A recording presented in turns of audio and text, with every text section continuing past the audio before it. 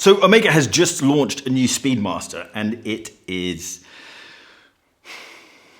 bloomin' hot. I think that's the only way to describe it. I'm 90% sure that my next watch is going to be an Omega Speedmaster. I just need to identify which one to get, and this has just made it more difficult. This is the new Speedmaster Professional white dial. It was teased by Daniel Craig at the end of last year. No doubt that was a strategic tease, but regardless, this thing is just stunning. I haven't got hands on with this watch, but what I can see from the specs is that this is exactly the same as the normal Speedmaster Professional, the sapphire sandwich, the one with the sapphire crystal on the top and the sapphire crystal on the bottom. The only difference that I can see is that this is ever so slightly heavier. It's 2 grams heavier. I don't think we're going to notice that. And the price is the same as well, punching quite high at £7,600, but this is only available, it will only be available from Omega boutiques to start off with. It's not available online. There is a waitlist that you can join.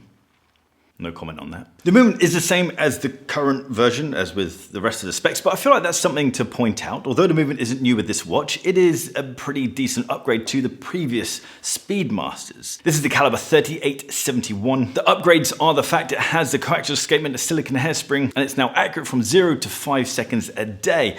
And it is META certified, so it's not just accurate, it's accurate and robust. The white Speedmasters for me have always been some of the hottest watches that they've done. The Alaska project is absolutely awesome, as is the white Snoopy, although I think this version might be the best. The current version of the Speedmaster Professional range, has one of the best dials that I think they've ever done. It has these beautifully recessed sub-dials and then a step down to the minute track. It's one of those things that just at a glance looks flat and plain, but the moment you spend a little bit of time on the dial, you realize that there's a huge amount of depth to it. This new white dial has even more depth with the fact it has a white lacquered dial, and then we have black polished PVD coated indices and hands. Straight on, these look black, but at the side, they look grey. This sounds like a bit of a sales pitch. It isn't. I just really like the Speedmaster. I haven't got hands on with this watch, as you can tell by me just using press images for this video. But the guys over at Fratello have got hands on, and it's easy for watch companies to make watches look good within their computer generated images. But the hands on shots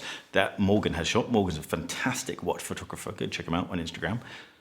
But the watch looks even hotter in natural light. Omega does a pretty decent job at using vintage stylings, but then doing it in a modern way without the watch feeling old or dated. I feel like this is another version of them doing that. We've got an aluminium bezel insert, we've got the dot over 90, we have a domed sapphire crystal, and then we have this red text on the dial. All of those little elements add to the vintage styling of the watch, yet it doesn't feel vintage. It's just not very good at explaining it. It just looks great. It looks traditional, but not old and dated. The bracelet, although it hasn't been updated, it isn't new to this watch. I feel like the new Speedmaster bracelet deserves a bit of a mention, because I feel like so many watches fail to have decent bracelets. I feel like this is one of those instances where a watch has a fantastic bracelet. The new bracelet, again, has this vintage styling, but with modern engineering. It looks vintage, but it feels solid.